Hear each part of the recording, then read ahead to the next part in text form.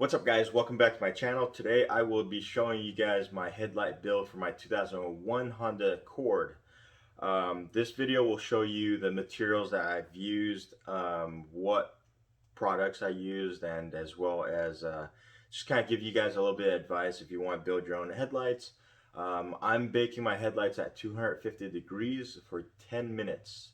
After that I take it out, break it apart, just pull the tabs and use some gloves. I barely really use any screwdrivers or anything like that. Do my build, paint everything, and then kind of put it back together. So some advice that I gathered from doing this for many times is that if you're painting and you're masking off some chrome, you want to make sure that you scuff the chrome a little bit. I personally use 400 grit sandpaper.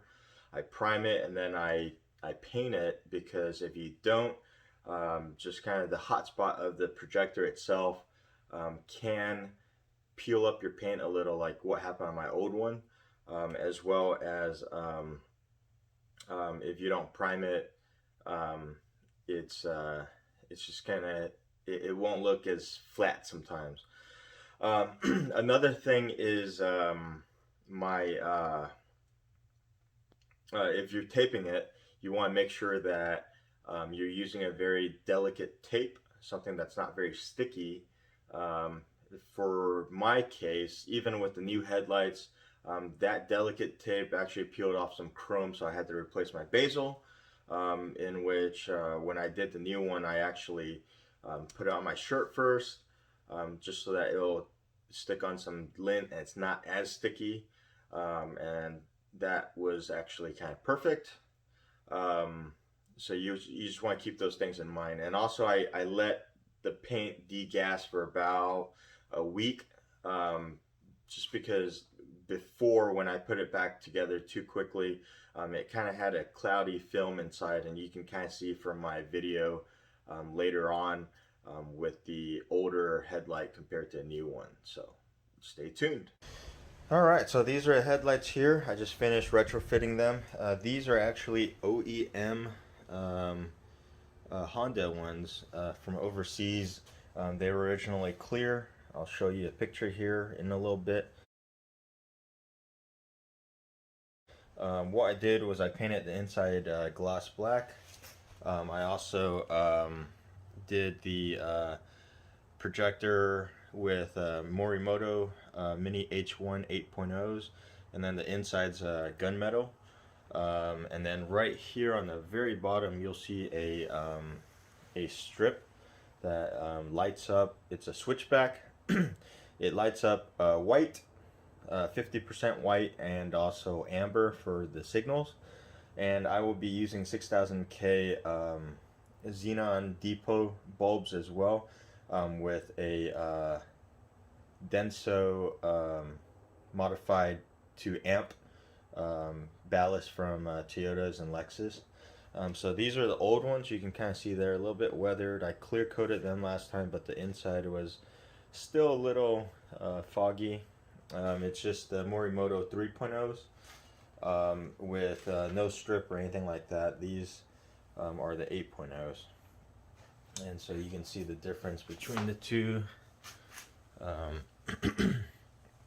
And these were actually OEM Honda as well.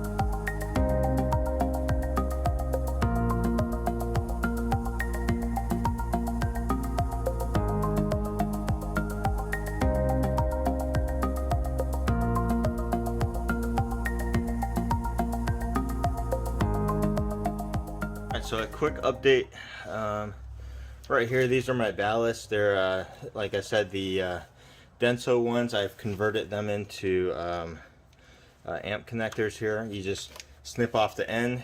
Since it has a built-in igniter, you can snip off the end and just put these amp connectors on there. You need to weatherproof them. I just used some aluminum tape on there, as well as putting some Honda Bond here. That'll keep it from moisture free. Or you can do a more expensive method, which is 40 to 50 bucks by just taking it apart and potting it, which is just putting an epoxy in it. And then you see that I have some extra wires here. It's actually going to be for the newer headlights. There's motors to control the up and down motion on it, which I will do later. But here we are right now. And right here you can see the two headlights side by side. The bottom one is the newer one. The top one is the older one. Both OEM. This one, since I didn't have the strip or anything like that, I just left it blank. This one actually has the OEM clear, not like Depot or any aftermarket. It's actually the OEM clear. And there's a motor here for headlight adjustment. This one right here, OEM one, doesn't have any of that. I'm running Morimoto XB35 bulbs on it, but I think I like the color of the Xenon Depot better, so that's why I'm running that on this one.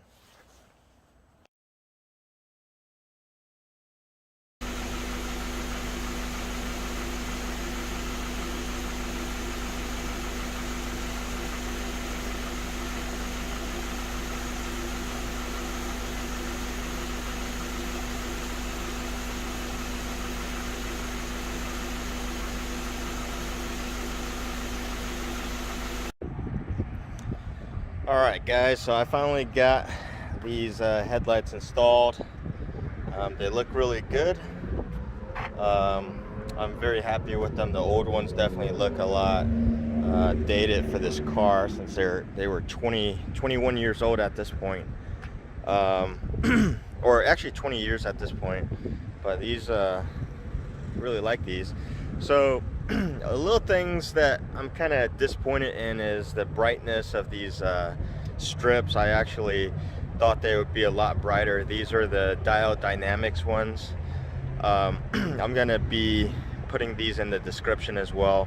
I first went with profile, but I decided to go with the Diode Dynamic ones because they have a 50% brightness, so I can use that at night versus just a full brightness or full off. So if I were to use the profile ones, it's a switchback, but at night it's going to be either super bright or I can't have it on. This one, when I turn on the headlights, you'll see that it'll dim a little bit. So I'll put this camera down here and I'll show you guys what they look like and kind of go through all the different settings it has and everything. So give me one sec.